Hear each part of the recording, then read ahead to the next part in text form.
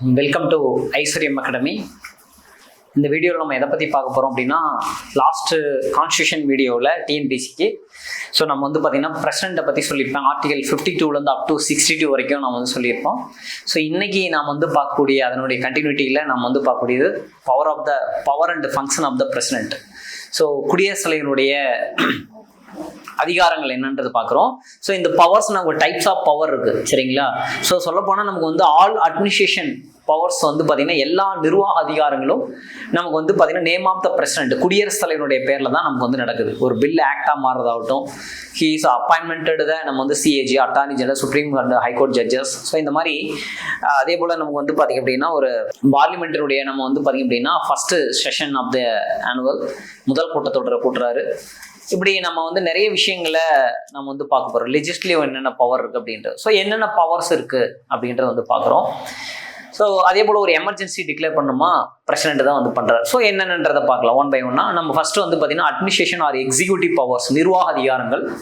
ரெண்டாவதாக நம்ம வந்து பார்க்கக்கூடியது வந்து லெஜிஸ்லேட்டிவ் பவர்ஸ்ன்னு சொல்லுவாங்க, சட்டமன்ற அதிகாரங்கள். அதாவது சட்டமன்றத்தில் குடியரசுடைய கான்ட்ரிபியூஷன் என்ன, அதில் பவர் என்னன்றதை பார்க்குறோம். தேர்ட் ஒன் வந்து பார்த்தீங்கன்னா ஃபினான்சியல் பவர். அடுத்து நமக்கு வந்து பார்த்தீங்கன்னா ஃபினான்சியல் பவருக்கு அப்புறம் ஜுடிஷியல் பவர். அடுத்து நமக்கு வந்து பார்த்தீங்க அப்படின்னா மிலிட்ரி பவர்ஸ், டிப்ளமேட்டிக் பவர்ஸ், ராஜதந்திர அதிகாரம்னு சொல்லுவாங்க, emergency power, ordinance on making power, that is the legislative of the power, article 123. இப்படி டைப்ஸ் ஆஃப் பவர்ஸ் வந்து நமக்கு வந்து இருக்குது. Veto power, including veto power. இது எல்லாமே இருக்குது. இப்போ ஒன் பை ஒன்னாக நம்ம வந்து பார்க்க போகிறோம். அதுதான் நான் எழுதியிருப்பேன். நமக்கு வந்து பார்த்தீங்கன்னா எமர்ஜென்சி, மிலிட்ரி, டிப்ளமேட்டிக் எல்லாமே சொல்லிடுச்சு. இன்க்ளூடிங் பர்டனிங் பவர், சரிங்களா? பர்டனிங் பவர், பொதுமன்னிப்பு வழங்கும் அதிகாரம், சரிங்களா? இதை நம்ம டீட்டெயிலாக இப்போ வந்து பார்க்க போகிறோம். முதல்ல அட்மினிஸ்ட்ரேஷன் பவர், அதாவது நிர்வாக அதிகாரங்கள். அட்மினிஸ்ட்ரேஷன் பவர்னா என்ன அர்த்தம்? நிர்வாக அதிகாரங்கள்.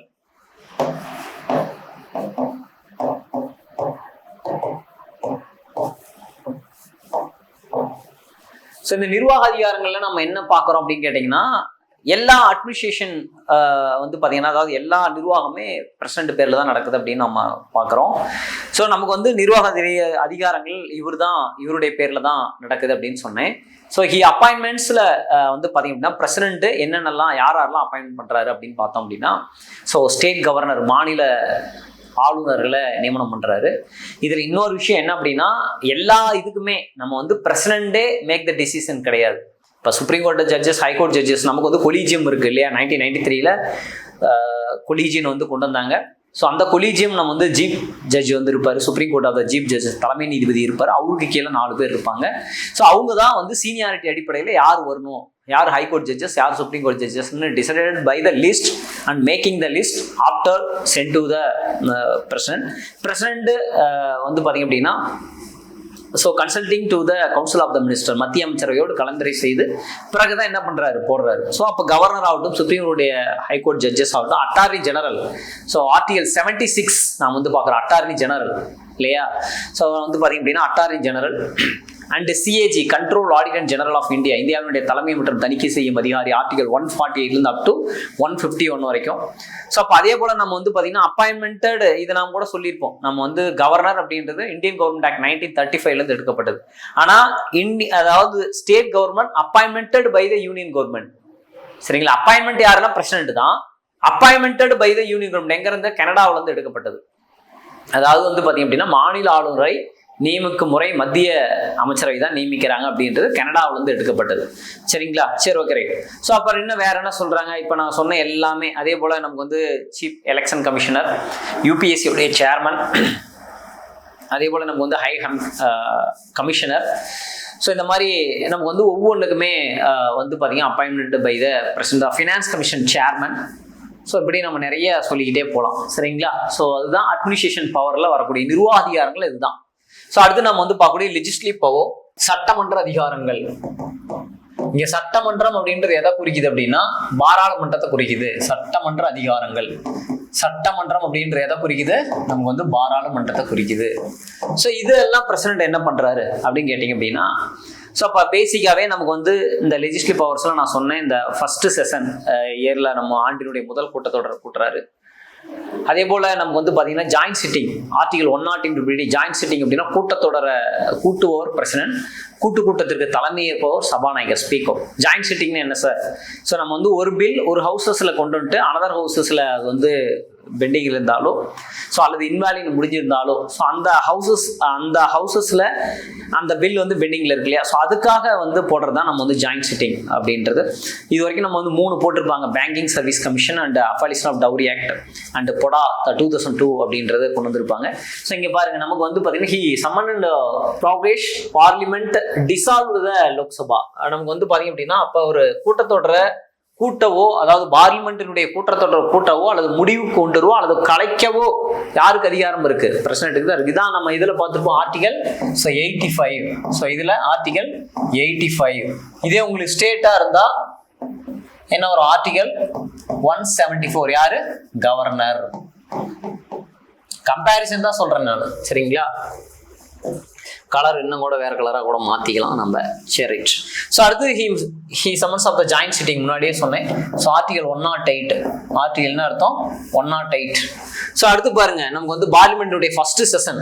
ஸோ நம்ம எப்பவுமே தெரிஞ்சுக்கோங்க, பிரசிடென்ட் வந்து ஆண்டுக்கு நம்ம வந்து பார்த்தீங்க அப்படின்னா 2 முறை கூட்டத்தொடர் கூட்ட வேண்டும். ஒரு கூட்டத்தொடருக்கும் இன்னொரு கூட்டத்தொடருக்கும் இடையே 6 மாத இடைவெளி இருக்கக்கூடாது அப்படின்றது சொல்றாங்க.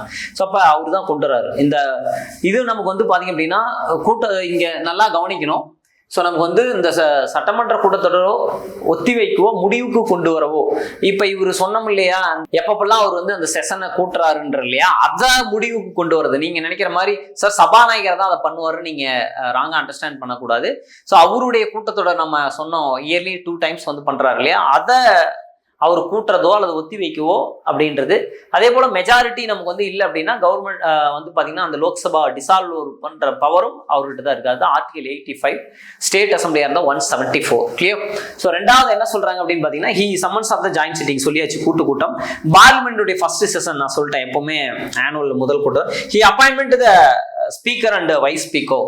நமக்கு வந்து பாத்தீங்க அப்படின்னா இப்ப லோக்சபாவில் ஸ்பீக்கர் வைஸ் ஸ்பீக்கர் இருப்பாங்க. எப்பவுமே நமக்கு வந்து பாத்தீங்கன்னா ஒரு பார்ட்டி மெஜாரிட்டி வந்து ஃபார்ம் பண்றதுக்கு முன்னாடி டெம்பரரியா ஒரு ஸ்பீக்கர் வந்து போடுவாங்க. அதுக்கப்புறம் ஒரு ஸ்பீக்கர் வந்து தேர்ந்தெடுப்பாங்க. இது நமக்கு தெரியும். இப்ப ஸ்பீக்கர் இல்ல வைஸ் ஸ்பீக்கர் இல்ல அப்படின்னா அப்ப என்ன பண்ணலாம் அப்படின்னு கேட்டீங்க அப்படின்னா அந்த ஆர்டிகல் நம்ம வந்து 93 and 93 okay. So impeachment or disqualification தான் 94 வரும். ஆர்டிகல் 93 படி அது அப்பாயின்மெண்ட், அதாவது ஸ்பீக்கர் வைஸ் ஸ்பீக்கர் இல்லை அப்படின்னா அந்த டைம்ல பிரசிடென்ட் ஆர்டிகல் 93 பயன்படுத்தி என்ன பண்ணலாம்? ஸோ ஸ்பீக்கர் வந்து போடலாம். கிளியர்? ஸோ அதுவும் நமக்கு எங்க லெஜிஸ்லேட்டிவ் பவர் தான். அடுத்து அப்பாயின்மெண்ட் நம்ம வந்து பாத்தீங்க அப்படின்னா நாமினேட் கேண்டிடேட் 12 மெம்பர்ஸ் இந்த Rajya Sabha. So 12 members nominate candidate, அது arts, sports, literature, so science, கலை, இலக்கியம், அறிவியல், விளையாட்டை சார்ந்த 12 பேரை என்ன பண்றாரு? நமக்கு வந்து அப்பாயின்மெண்ட் பண்றாரு. So article 80 subclause 3. சரிங்களா? அடுத்து பாருங்க deputy chairman of the Rajya Sabha. So இது வந்து ஆர்டிகல் உங்களுக்கு என்ன வரும் அப்படின்னு கேட்டீங்க அப்படின்னா 89 வரும். ராஜ்யசபானா 89, அங்கன்னா 93. ஸோ அடுத்தது வந்து பாத்தீங்க அப்படின்னா introduction of certain types of bills.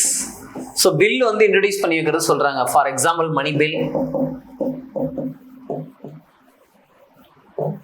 ஒரு பில் மணி பில்லா, ஃபினான்ஸ் பில்லா, ஆர்டினரி பில்லா டிசைடட் பை த யாரு? ஸ்பீக்கர் வந்து பண்ணுவார். ஸோ அப்போ பேசிக்காக லெஜிஸ்லேட்டிவ் பவர்ஸ்ல என்னென்னலாம் பண்றாரு பார்த்தோம். இப்போ நம்ம சொன்னோம் ஸ்பீக்கர் வைஸ் ஸ்பீக்கர் இல்லாத பவர் போடுறாரு. அதே போல ராஜ்யசபாவில் டெப்டி சேர்மன் வந்து போடுறாரு. அண்ட் நம்ம வந்து arts, sports, literature 12 members appointed by the article 18 subclause 3 படி பிரசிடென்ட் வந்து ராஜ்யசபாவில் வந்து போடுறாரு. அதே போல நம்ம வந்து லோக்சபா நம்ம வந்து பார்த்தீங்கன்னா டிசால்வ்டு, அதை பற்றி சொன்னோம் ஆர்டிகல் 85 படி. ஸோ இது எல்லாமே எங்கே தான் பண்ணுறாரு? ஆமாம், நம்ம வந்து லெஜிஸ்லேட்டிவ் அசம்பிளியில் தான் இதெல்லாமே நடக்குது. இதில் கூட அடிஷனலாக இன்னும் கூட சொல்லலாம் நம்ம. ஸோ ஆர்டிகல் 102 இதையும் ஆட் பண்ணிக்கலாம். ஸோ 102 அப்படின்றது disqualification for the MP. Disqualification தகுதி நீக்கம் அப்படின்றது யார் அப்படின்னா member of the parliament MP. So நம்ம வந்து பார்த்தீங்கன்னா பிரசிடென்ட் பவர்ஸில் ஃபர்ஸ்ட் அட்மினிஸ்ட்ரேஷன் பவர் பார்த்தோம் அண்ட் லெஜிஸ்லேட்டிவ் பவர் பார்த்தோம். ஸோ இப்போ தேர்ட் ஒன் வந்து பார்க்குறது ஃபினான்ஷியல் பவர். சரிங்களா? ஸோ இந்த ஃபினான்ஷியல் பவர் அப்படின்றது பேசிக்காகவே நமக்கு வந்து பார்த்தீங்கன்னா இப்போ பட்ஜெட் எடுத்துட்டோம் அப்படின்னா ஆர்டிகல் 1 and 2 படி பட்ஜெட் டிக்ளேர் பண்ணுறதுக்கு முன்னாடி டெஃபினட்டாக நம்ம என்ன பண்ணோம், பிரசிடென்ட் கிட்ட அப்ரூவல் வாங்கணும். அதான் பட்ஜெட். ஸோ ஆர்டிகல் என்னது, ஸோ நமக்கு வந்து பார்த்தீங்கன்னா 112. சரிங்களா? இதே ஸ்டேட் இதாக இருந்தால் நமக்கு வந்து பார்த்தீங்க அப்படின்னா ஸோ 202. சரிங்களா? ஸோ அப்போ பட்ஜெட் அப்படின்றது யாருக்கு கிளியர் பண்ணுவா, நமக்கு வந்து ஃபினான்ஸ் மினிஸ்டர். பட் அப்ரூவ்டு யார்கிட்ட வாங்கணும், நமக்கு வந்து பிரசிடென்ட் கிட்ட வாங்கிட்டு தான் பார்லிமெண்ட்ல அவங்க என்ன பண்ணோம், ஆமா ஃபினான்ஸ் மினிஸ்டர் டிக்ளேர் பண்ணோம். அண்ட் நமக்கு வந்து பார்த்தீங்கன்னா ஆல்சோ மணி பில்லும் அதே மாதிரி தான். ஸோ மணி பில் இன்ட்ரடியூஸ் பண்ணுறதுக்கு முன்னாடி பிரசிடென்ட் அப்ரூவல் வாங்கிட்டு பண்ணணும் அப்படின்றது நம்ம பார்த்துருப்போம். ஸோ அடுத்து டிமாண்ட் ஃபார் கிராண்ட், இதுவும் அதே தான். ஸோ மானிய கோரிக்கைன்னு சொல்லுவாங்க. என்னது மானிய கோரிக்கை. ஸோ இந்த மானிய கோரிக்கை என்ன பண்ணணும், ஆமாம் பிரசிடென்ட் அப்ரூவல் வாங்கிட்டு பண்ணணும் அப்படின்றது தான். ஸோ இது எல்லாமே நமக்கு வந்து ஃபினான்ஷியல் பவர் வரும். ஸோ அதோட ரொம்ப முக்கியமாக நமக்கு வந்து பார்த்தீங்கன்னா contingency fund of India under the control the president. So நமக்கு வந்து பார்த்தீங்க அப்படின்னா இந்த கண்டிசன்சி ஃபண்ட் அப்படின்றது அவசர நிதி அப்படின்னு நம்ம வந்து சொல்லுவோம். சரிங்களா? அவசர கால நிதி. எக்ஸாக்டாக நம்ம என்னன்னு சொல்றாங்க, அவசர கால நிதி. சரிங்களா? So article 267 subclass 1. இதே கவர்னரா இருந்தா உங்களுக்கு ஆர்டிகல் என்ன வரும், ஸோ ஆர்டிகல் 267 சப்கிளாஸ் 2 அப்படின்னு வரும். இந்த கண்டிசன்சி ஃபண்ட் அப்படின்னா என்ன சார், அவசர கால நிதினா என்ன அப்படின்னு கேட்டீங்க அப்படின்னா எப்பவுமே பிரசிடென்ட் கிட்ட ஒரு அமௌண்ட் வந்து கொடுத்து வச்சிருப்பாங்க. ஃபார் எக்ஸாம்பிள் இப்போ ஒரு 500 crores அப்படின்னு கொடுத்துருக்காங்க அப்படின்னா ஸோ அது வந்து நம்ம வந்து பார்த்தீங்க அப்படின்னா அப்போ அவர் அந்த பணத்தை எடுத்து கொடுக்கலாம். But after approved by the parliament. அப்போ அந்த அவசர நிதி எடுத்து கொடுத்த பிறகு கண்டிப்பாக பாராளுமன்றத்திட்ட அப்ரூவல் வாங்கணுமானா கண்டிப்பாக அப்ரூவல் வாங்கணும் அப்படின்றது தான் இந்த கண்டிஷன்ஸ். பட் அதே கவர்னருக்கு இது கொடுத்துருக்காங்க. ஸோ அது ஆர்டிகல் நமக்கு வந்து 267 subclause 2. Clear? So and finance commission நம்ம வந்து பார்க்குறோம். Finance commission chairman appointed by the யாரு, பிரசிடென்ட். ஆர்டிகல் 280. ஃபினான்ஸ் கமிஷனுக்கு ஆர்டிகல் என்னது, 280. Article 280. So appointed by the finance commission யாரு, பிரசிடென்ட் வந்து பண்றாரு. தற்போது நமக்கு நடந்திருக்கிறது என்னது, 16th ஃபினான்ஸ் கமிஷன். 16வது நிதி ஆணையம் யாரு இருக்காங்க அப்படின்னு பார்த்தீங்கன்னா அரவிந்த் பனாகாரியா. யாரு, அரவிந்த் பனாகாரியா. இவர் தான் இருக்காரு தற்போது 16th ஃபினான்ஸ் கமிஷன் சேர்மனா. ஸோ முன்னாடி இருந்தவர் யாருன்னு பார்த்தீங்க அப்படின்னா உங்களுக்கு வந்து 15th யாருங்க அப்படின்னு பார்த்தீங்க அப்படின்னா NK. Singh. 15th finance commission யாரு, என்.கே. சிங். சரிங்களா? ஸோ அடுத்தது நமக்கு வந்து என்ன பவர் சொல்றாங்க அப்படின்னு பார்த்தீங்க அப்படின்னா ஜுடிஷியல் பவர்ஸ். ஸோ நிதித்துறை அதிகாரங்கள். என்னது, நிதித்துறை அதிகாரங்கள். ஸோ இந்த நிதித்துறை அதிகாரத்தை பற்றி நாம் வந்து பார்க்குறோம். சரிங்களா? ஸோ இதில் என்னென்ன இருக்கு அப்படின்றது ஜுடிஷியல் அப்படின்றது. அப்போ பேசிக்காவே நமக்கு வந்து பார்த்தீங்கன்னா the president appointment by the supreme court judges and high court judges and நமக்கு வந்து பார்த்தீங்கன்னா சுப்ரீம் கோர்ட்டுடைய சீஃப் ஜட்ஜஸையும் யார் பண்றா அப்படின்னா நமக்கு வந்து பிரசிடென்ட் தான் பண்றாரு. ஸோ அது வந்து யார் அப்படின்னு கேட்டீங்கன்னா கொலீஜியம் தான் அந்த ரெஸ்பான்சிபிலிட்டி. கொலீஜியம் எப்போ ஃபார்ம் பண்ணாங்கன்னு சொன்னேன் 1993. இந்த கொலீஜியத்துக்கு ஆல்டர்னேட்டிவா தான் நமக்கு வந்து 2014 அப்படின்ட்டு 19th கான்ஸ்டிடியூஷன் அமெண்ட்மெண்ட் படி NJAC அப்படின்னு கொண்டு வந்தாங்க. இதை சுப்ரீம் கோர்ட் வந்து என்ன பண்ணிட்டாங்க, ரிமூவ் பண்ணிட்டாங்க. நேஷனல் ஜுடிஷியல் அப்பாயின்மெண்ட் கமிஷன், தேசிய நீதிபதிகள் நியமன ஆணைய சட்டம் அப்படின்ட்டு பாராளுமன்றம் 2014 கொண்டு வந்தாங்க. அதை மத்திய அரசு கொண்டு வந்ததை நமக்கு வந்து பாத்தீங்கன்னா சுப்ரீம் கோர்ட் வந்து என்ன பண்ணிட்டாங்க, அதை ரிமூவ் பண்ணிட்டாங்க, நீக்கிட்டாங்க. அப்ப நீதிபதிகளை தேர்ந்தெடுக்கிறது யாருன்னா கொலீஜியம் தான். ஸோ அது அவங்களுக்கு அப்பாயின்மெண்ட் பண்ணி வைக்கிறது யாருன்னு கேட்டீங்க அப்படின்னா பிரசிடென்ட் தான் பண்றாரு. சொல்ல போனா பிரசிடென்ட்டுக்கே நமக்கு வந்து பாத்தீங்க அப்படின்னா அஃபர்மேஷன் பதவி பிரமாணம் செஞ்சு போற யார் அப்படின்னா சுப்ரீம் கோர்ட்டுடைய சீஃப் ஜட்ஜஸ் தான் வந்து பண்ணுவார். கிளியர்? ஸோ அதே போல கவர்னருக்கு வந்து யார் பண்ணி வைக்கிறாங்க அப்படின்னா ஹைகோர்ட்டுடைய ஜட்ஜஸ் வந்து பண்ணுவாங்க. இது நமக்கு தெரியும்.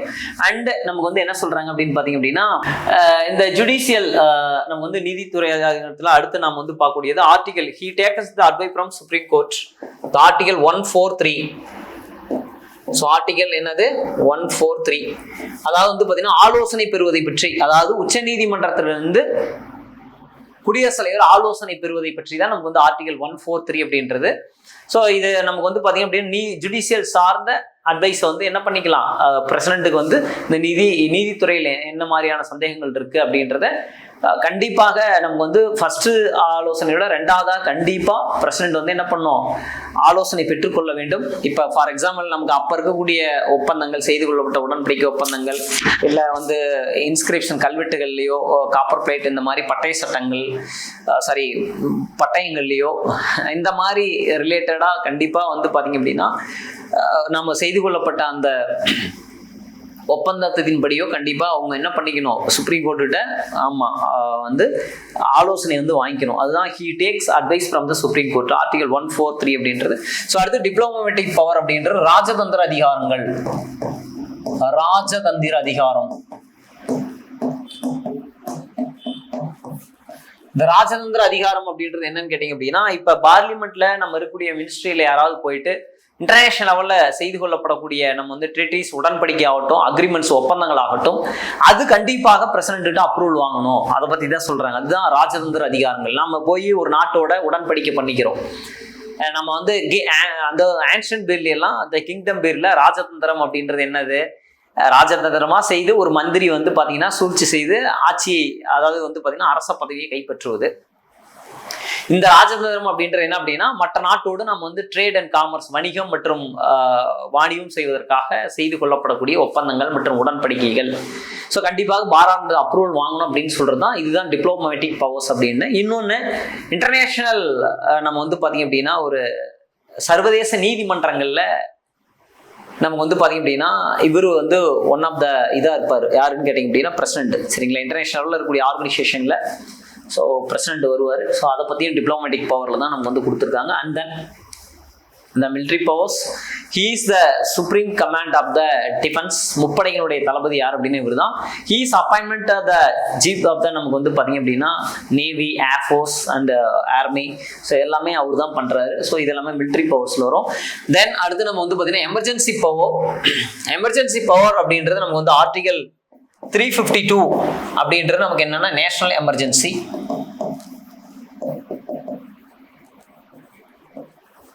And 356 and 365 state emergency.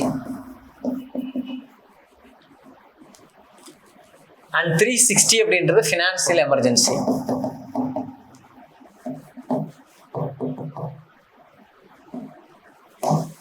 Right. So நமக்கு வந்து எமர்ஜென்சி பவர்ஸ். ஸோ இந்த எமர்ஜென்சி அப்படின்ற 1935 இந்தியன் கவர்மெண்ட் ஆக்ட்லேருந்து எடுக்கப்பட்டது. ஸோ இந்த எமர்ஜென்சி வந்து article 350 national emergency, 356 state emergency and 365 also and financial emergency 360.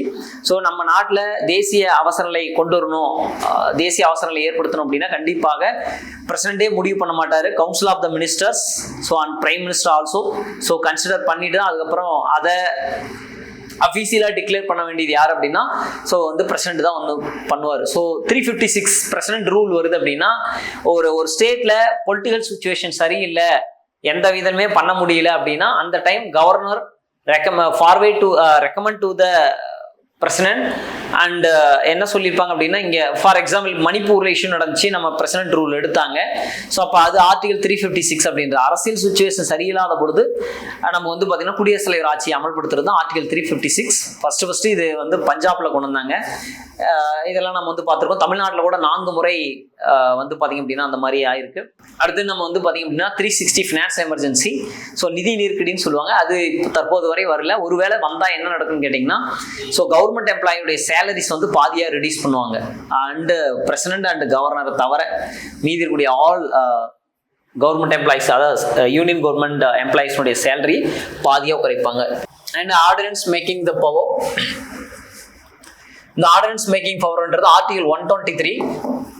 சரிங்களா. ஸோ இது வந்து பார்த்தீங்க அப்படின்னா legislative of the power by the president அப்படின்னு சொல்லலாம். அவசர சட்டம்.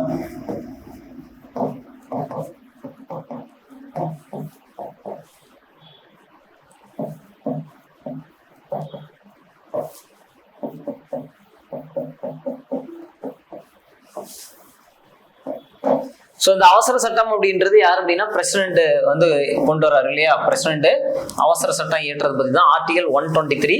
ஸோ இதே கவர்னராக இருந்தால் ஆர்டிகல் 213 அப்படின்னு வரும். சரிங்களா? Okay right. நமக்கு வந்து பாத்தீங்க அப்படின்னா இந்த அவசர சட்டம் அப்படின்றது என்னன்னு கேட்டீங்க அப்படின்னா பாராளுமன்றம் தான் பொதுவாக பில் பாஸ் பண்ணி அது சட்டமா ஆகணும்னா பிரசிடென்ட் கையெழுத்து போட்டு வரணும்ன்றதை நம்ம பார்த்துருக்கோம். இது வந்து பாத்தீங்க அப்படின்னா ஆர்டினன்ஸ் மேக்கிங் பவர், அதாவது legislative power article 123 by the president அப்படின்னு என்ன அப்படின்னா, இப்ப பார்லிமெண்ட்ல 2 ஹவுசஸ் இருக்கு. ஒரு ஹவுசஸ் வந்து அசம்பிள் ஆகலாம், அதான் ஒரு அவை அசம்பிள் ஆகி இன்னொரு அவை வந்து கூடுலாம் கூட.